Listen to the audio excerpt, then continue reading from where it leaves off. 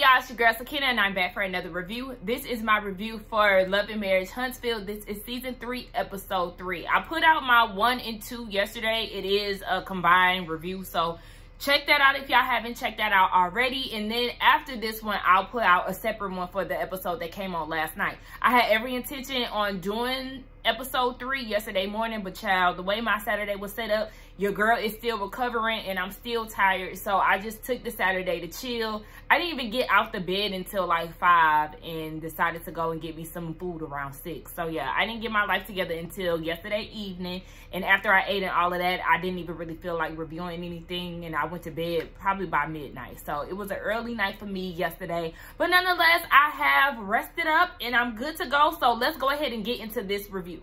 The episode opens up with Tisha being invited to Mel's house. She said that they had a good conversation at Tisha's graduation party, so she wants to go ahead and invite her over to catch up and all of that, because it is a step in the right direction for them. I mean, I feel like y'all rough past need to stay there and y'all relationship need to stay there as well, because it's just not it. Tisha's fake as hell, and I don't think that y'all need to try to rekindle anything. Let y'all's relationship be what it was and stay cordial for the sake of the show. But inviting her to your house and all of that, Mel, Tisha couldn't step foot in my house. No, thank you. You probably leaving all kind of bad spirits in my house with that fake and phony shit. I think not. Tisha comes bearing gifts. She gives her a champagne bottle called Chocolate in a Bottle, and it's her and Marceau's new business venture. They're new to this whole thing, so, you know, you have to have multiple streams of income, so I'm not going to knock their hustle. So, you know, she did seize this opportunity to go ahead and plug her champagne, and she goes down the list of things that they have going on. She said that Black is very busy. They're going to Houston because they're ambassadors of Texas Cigar Week. They're also looking for a second place for Black, so they'll be searching for different locations while they're in Houston. So, in Tisha's words, these are baby steps between her and Mel. I said, girl, all right, so this conversation ain't too bad. Now, Tisha asked Mel how everything is going with her. You know, she's busy trying to relearn herself, and Tisha was reminding her of the person that she was when Tisha first met her. She was fun and all of this. So, you know, she's getting reacquainted with herself, Mel is. Now, Mel started asking what's going on with her and Marceau,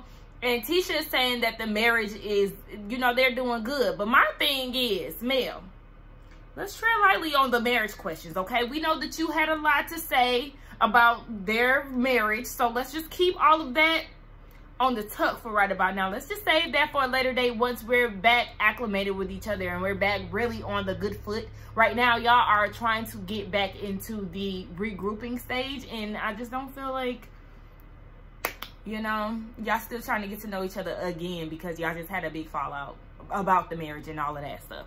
So anyway, Tisha is talking about how there's always work involved and how they did spend a lot of time during quarantine. That's something that Tisha wanted, but within the past 6 months, he's been working on the Scott Manor situation, so he's been really busy. But she's carved out some time for Thursdays to be their date night, but now it's like, you know, something will come up or he's been in a meeting late. So shit, knowing Marceau, he might be trying to skip out on date night on purpose. Now, Mel asked, is the romance still in the relationship?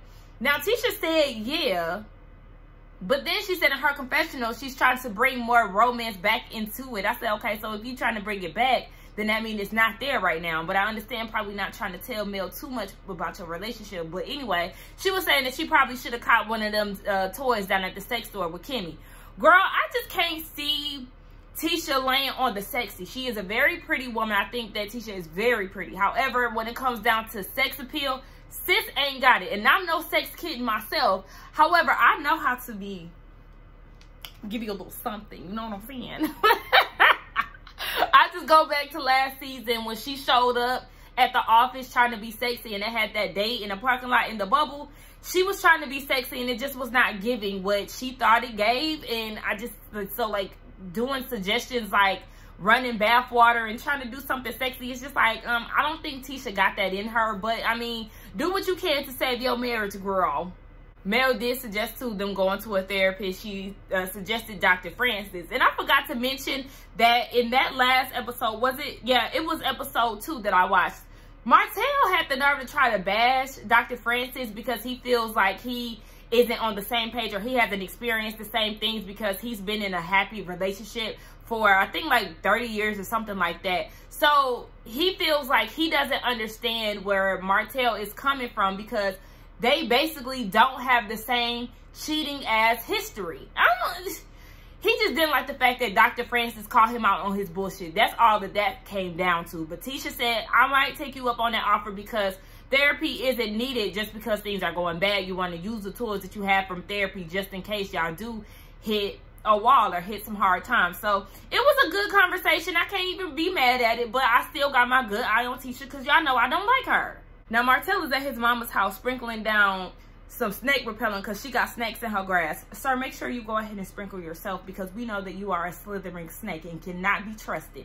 Nonetheless, they have a conversation about Mel's mom and Martell and their last encounter, how things got a little disrespectful, this and that. Look, the mama, Martell's mom, she likes to stay out of the mess. She don't want to interfere in any of their business.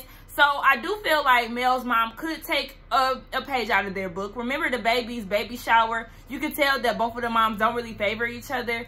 But, and Martell's mom did tell her to kind of mind her business back then too, now that I'm thinking about it. But we're not going to act as if Martell is a saint and that he didn't put Mel through hell.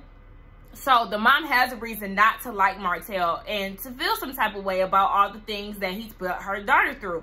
But I do feel, just like I said in my last review, they do not need to have a conversation. What is done is done. Y'all don't need to have it. Mel can fight her own battles. You'll always be her mama, but just let her deal with Martell, because ain't nobody scared of him. Marceau is down at Black, and I'm taking a look at the scene. Now, is that Kimmy on the wall? Puffing a cigar? Now, we know Tisha is on the wall, but y'all got Kimmy up there too? At least that looked like it was Kimmy. Can we not do that? Can we not have, like, I really feel like they're trying to have a Bar One Cynthia Bailey with the Afro moment.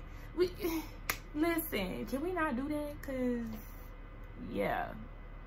Nonetheless, he is trying to talk to the staff and saying that the night before was the best night that they had, and he wants to leave a lasting remark. He doesn't want a phase of their successful Black business. He wants them to be known to have excellent customer service and all of that. Remember, he said that last season too. So he's basically trying to tell his staff the same thing, but he feels like he doesn't need to be the one to tell this. Jalen is the one that needs to be telling the staff this. And I'm like, no, it could definitely be both of y'all. This is your company at the end of the day. I understand he's the general manager, but this is not a reflection of him. People ain't gonna be looking like, oh hell, we gonna blame Jalen because this business is trash. They're gonna be looking at you and Tisha, because y'all the faces of this company and y'all are the faces of this show. So yeah, baby, go ahead and talk to your staff, because this is ultimately a reflection of you.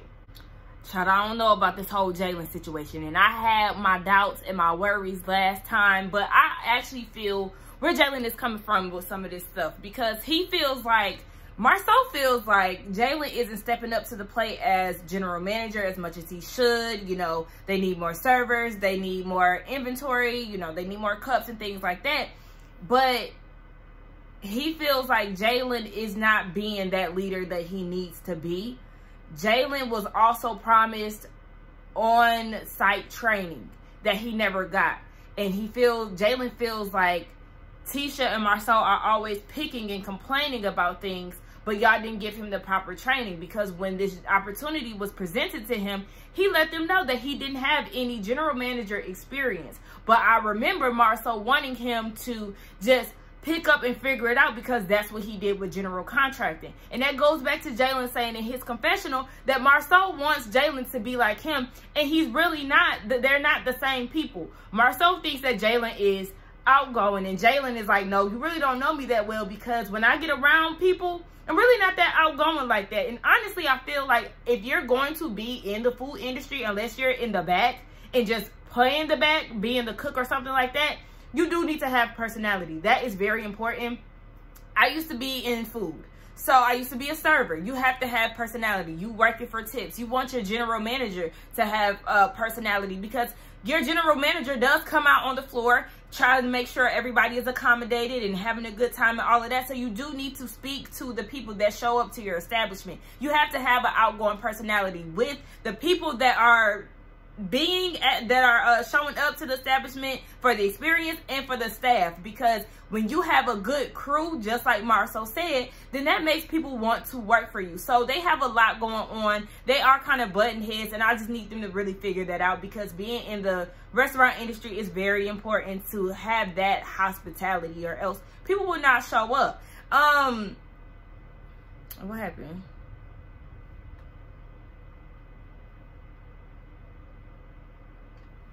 Jalen is now asking for an assistant manager, somebody who can actually teach him, that has experience with general managing. Hello? Y'all know I don't like her, but Tisha was right. She was trying to get Marceau to do this last season, to have somebody who is seasoned in the general manager industry teach Jalen how to run the business.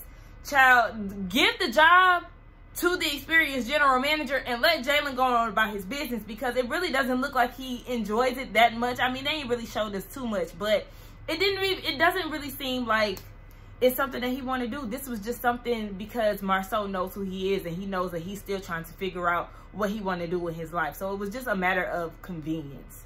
So Martell decided to talk to Mel's mom, and after hearing her talk, he did put her in this situation. He did go on social media and say that she was keeping the kids away and all of that. So she definitely did have a reason to be upset. So I take that back. It makes sense now. Like I said, sometimes I ignore what's going on in the blogs after the season is up. So yeah, once you drag me into it, I do want to defend myself. And yeah, if need be, then we can have a conversation. So I'm sorry, Miss Van. You know, he did drag you into the mess.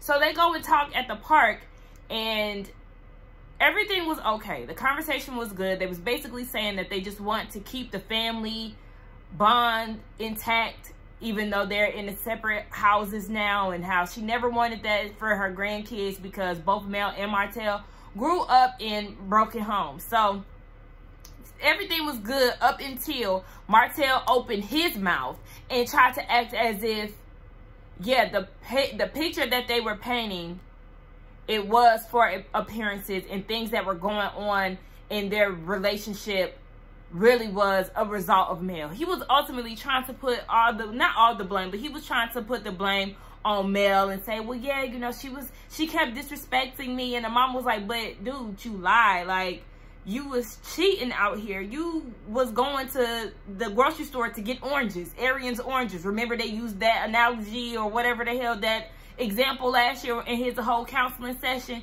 Anyway, you was chasing after Arian's oranges, and he was like, well, I was telling the truth. Every time when I wasn't cheating, bitch, you was lying through omission. That's what you was doing. That you was still, yeah, I might not be cheating with her today, but tomorrow, that's when we really scheduled to meet. Like, who are you trying? I really tuned out. Like, I started doing other things once he started talking that bullshit, because I just don't have time. He's so exhausting, and it's just like, you're never going to fully take accountability. All that you do is apologize and then be like, but she did this, but she did that, but you're the one who had a 5-year relationship that has a baby included. So nobody want to keep going back and forth for Martell's mid-dud head ass. Like, fuck that shit.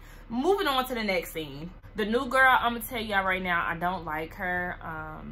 I end up seeing, my mom was watching this earlier, so I seen the scene with Destiny and her whole birthday situation. I had seen that, but I didn't like her coming into episode 2. There was just something about her that was giving me a bad vibe.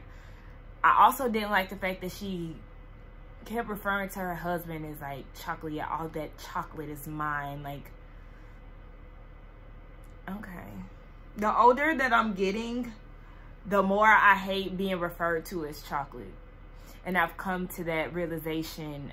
I went on a date last month, and this guy kept calling me chocolate, and he wanted to like give me that nickname. And I said, no, if you forgot my name, then just say that, but don't keep calling me chocolate. I know I'm dark skinned. I don't need you to keep referring to my skin tone. Don't do that. So maybe that's just my own personal issues or whatever, but I just, not personal issues, but personal preference. I'm just like, Okay, like, there's just something about her that I just was not feeling, which is why I can't even remember her name. Her and her husband are in the new intro. Like I said, the little soap opera intro that they gave us, very low budgets, very, Anyway, yeah, she was just basically telling her husband that Mel invited her to Destiny's event. Now, remember, she said that she didn't know Destiny, but now she's telling her husband she thinks she met her, but she don't really personally know her. I said, oh, well, why didn't you express that to Mel? But anyway, we'll see her at Destiny's party. So Tisha is down in Houston by herself because Marsau is in Alabama trying to figure out some things that are going on with chocolate in a bottle. I said, did you really skip out on the day on purpose so you can kick it with your little side piece? Allegedly. I'm just playing, y'all, but... Anyway, she feeling some type of way about this because they supposed to be gone for an entire week, but with him still being in Alabama, that's a day taken away from them. So she on FaceTime with him and she's like, so I was thinking while we here, we could get some time in for some romance. I said, romance?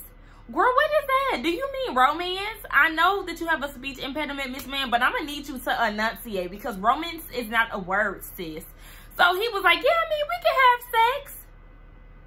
Oh, listen, I told y'all he do not see it for Tisha. Remember, she gave us the rundown of how their relationship started. She basically got pregnant and it was just from then on they was together, but they really ain't compatible. And it seemed like he really wanted to run for the hills, but she just so happened to get pregnant. Child, y'all fools for sticking around because the romance is not there for y'all. It's so obvious that he don't be feeling Tisha like that. Now, we could see the romance in Kimmy or Maurice. We could even see it with the Halts, and we know how dysfunctional their relationship is. But as far as Tisha and Marsau, he's never soft with her. He's never flirty with her. It's just always like, I'ma just, you know, fuck you and go about my business. It's never like lovey-dovey stuff between the two of them. Child, listen, it's crazy that your husband don't even want to stretch the penny for you. So they down there at Destiny's birthday brunch or dinner, whatever it is that she was having. And she looks really good. I loved her hair. I loved her dress. I loved Mel's hair. I loved her dress. They both got their newly single Freakum dresses on and they both looked amazing. Kimmy looked really nice too. The rest of the ladies that were in attendance, I mean, y'all knew y'all was gonna be on TV, baby. And this is for Destiny's birthday. I'm gonna need y'all to be cute. But what I can appreciate about this scene is the fact that Destiny really brought her real friends. This didn't give me, oh, we just doing this for the show type of vibes. These are really her friends that are there to celebrate her. Now, Destiny brought up the divorce between her and LeBaric because they were talking, Destiny was saying that she had a hard time the day before, and Melody was in her feelings because she didn't tell her that she was having a bad day or she didn't reach out to Mel and she wanted to be there for her. Now in her confessional, she was like, I'm starting to question our friendship. Mel, you're clearly one of those friends that is like super clingy and in your feelings when your friend doesn't tell you something. Now, because she was having a bad day and she didn't call you, you're questioning the friendship. That don't make sense to me. I'm gonna need you to stop that shit right there. Create boundaries and understand that everybody operates different. I don't know the extent of you and Destiny's relationship or how it may have been when y'all first connected versus how it is now. I don't know all of that, but if she's having a bad day and she chooses to deal with that on her own, then that's her prerogative. Like, I don't understand what the big deal is, girl. You need to relax. The new girl walks in and Mel is all excited. Oh my gosh, I didn't know you were coming. But yeah, you invited her. And Destiny is a good sport. She a better sport than me because one thing about it, if somebody I don't know showed up to my event, even though Mel let her know, but Mel let her know the same day within the matter of minutes before the new girl showed up. So yeah, I would have treated her just the way Kimmy treated Miss Wanda, showing up to Jalen's graduation party uninvited. Honey, what are you doing here? I'm sorry, what's your name? Okay. But I guess in good spirits, you know, she welcomed her with open arms. Kimmy said in her confessional that the new girl, I'm going to get her name one day, but apparently the new girl gave her husband a surprise wedding. She gave him a surprise wedding.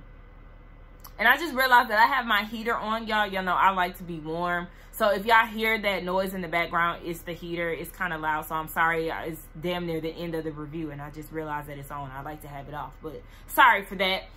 But what in the hell is that? Now, she, you know, this lady is acting as if, I don't know, I just get the sense that she thinks that her and her husband are like the prototype or something. Like, I don't know, or like the model marriage to follow. I don't know. She didn't necessarily say that, but that's just what I'm getting from her. Am I the only one who is not feeling her? She hasn't done anything as of yet, but I'm not sensing good vibes from this lady, y'all. So the new bitch that threw her husband a surprise wedding goes and mentions that she knows Kimmy because apparently their sons played football together.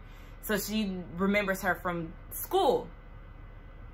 Out of nowhere, she says, oh, wait, so how do you feel about him? Wasn't he, like, vaping in the bathroom? Here I am, having a good time with my girlfriends, and you randomly bring up a problem that I have with my son or something that my stepson is doing out of nowhere. Why did you feel the need to bring that up, Miss New Bitch? That was so unnecessary. Like, what? Was that needed? That could have been left that, yeah, we know each other because our sons play football. And that's that. But instead you go and bring up what her son did. Are you trying to paint a bad picture? I don't like this hoe. She gives me very judgmental. She gives me very unnecessary, because then she took it up a notch. They started talking about how Destiny has a crush, or Jalen has a crush on Destiny and all of that. So, you know, the mention of Jalen's name, Destiny did a hair flip, because when her and Kimmy did their brunch together, she learned that, you know, the crush was going on or whatever. And Destiny asked her, what do you think? Basically, if she tried to pursue her son or some shit like that, and Kimmy was like, well, bitch, you married, so none of that matters. And Kimmy was like, oh, bitch, and really, in our reality, you really wasn't even married at that time. So I look at everything different. So then the girl goes and says, oh, I didn't know that you were married, Destiny. Oh, yeah, I think I do remember you. So your husband, he won an award. And I remember meeting you at Mel's house, and I told you that the dress that you had on, or the outfit that you had on that day, looked really nice, and you said that it wasn't me. What is your aim here? Because this is the second time you didn't share some unnecessary information within a matter of minutes. So Destiny is looking like, girl, what? Who sent you? So then she gets up to go to the bathroom, and Miss New Bitch says in her confessional, I mean, I was just trying to make you remember how I know you. You getting up and going to the bathroom, that was just a little dramatic. Bitch, excuse me? Security! Get this bitch up out of here before I end up dragging her across this damn restaurant. Like, I don't like her. I don't like her. But let's just see how this shit unfolds in the next episode. Let's get down in the comments and talk. Don't forget to like, comment, and subscribe to my channel. And I will see y'all in the next one. Bye.